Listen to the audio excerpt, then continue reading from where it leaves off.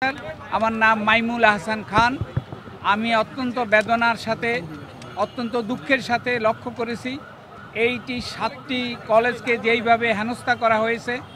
আমি এর তীব্র প্রতিবাদ জানাচ্ছি এবং আমি মনে করি এত দীর্ঘদিন আমার ছাত্রছাত্রীদেরকে এইভাবে ভোগান্তির মুখোমুখি রাখার অধিকার কারো নাই। আজ তারা অনশন করতেছে, তাদের কয়েকজনের অবস্থা সংকটাপন্ন। আমাদের প্রশাসন কেন এতটা উদাসীন থাকবে, আমি এর কোনো কারণ খুঁজে পাচ্ছি না। শিক্ষামন্ত্রী বলছেন আমি ঢাকা বিশ্ববিদ্যালয়ের সাথে এই সমস্ত সিদ্ধান্তের ব্যাপারে কথা বলতে পারি নাই। কেন কথা বলতে পারবেন না তিনি, এবং সিদ্ধান্ত কেন দিতে পারবেন না? এই কলেজগুলিকে কেন বিশ্ববিদ্যালয়ে উন্নীত করা যাবে না? এটা বিভিন্ন প্রক্রিয়া বের করা সম্ভব। 7টাকে একটা ইউনিভার্সিটি করা যেতে পারে, 7টাকে 3টা ইউনিভার্সিটি করা যেতে পারে। ইউনিভার্সিটিতে উন্নীত করা কোনো বিষয় না। এখানে প্রাইভেট ইউনিভার্সিটি এমন আছে যেগুলির কোনো ইনফ্রাস্ট্রাকচার নাই, তেমন কিছুই নাই, তারা সুন্দরভাবে পড়াশোনার ব্যবস্থা করতে পারতেছে। সেই তুলনায় ঐতিহ্যবাহী এই কলেজগুলোকে আমাদের অত্যন্ত অল্প সময়ের মধ্যে বিশ্ববিদ্যালয় পর্যায়ে নিয়ে আসার যথেষ্ট সুযোগ রয়েছে বলে আমি বিশ্বাস করি।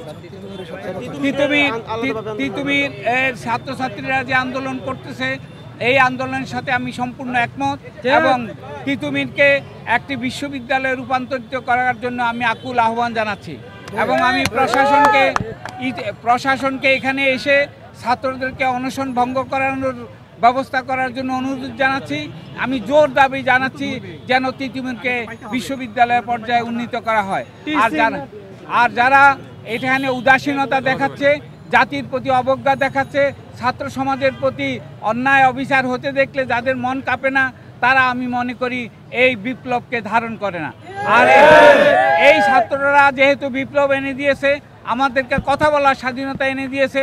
আজকে মনে করেন আমি এখানে এসে কথা বলার সাহস পেতাম না, কিন্তু আপনাদেরকে দেখে আমি কথা বলার সাহস পাচ্ছি এই জন্যে যে আপনারা বিপ্লব আমাদেরকে যে স্বাধীনতা, কথা বলার স্বাধীনতা, আন্দোলন করার স্বাধীনতা দিয়েছে, এটা একটা অপূর্ব সুযোগ।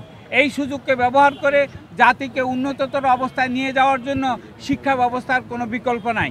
কাজে আমি আবারও বলছি যে তিতুমিরকে একটি পরিপূর্ণ বিশ্ববিদ্যালয়ে রূপান্তরিত করার ব্যবস্থা এক্ষুনি নেওয়া হোক, এই মুহূর্তে নেওয়া হোক, এবং এই ছাত্রদের যে অনশন চলতেছে এটা সম্মানজনকভাবে ভঙ্গ করার ব্যবস্থা করা হোক।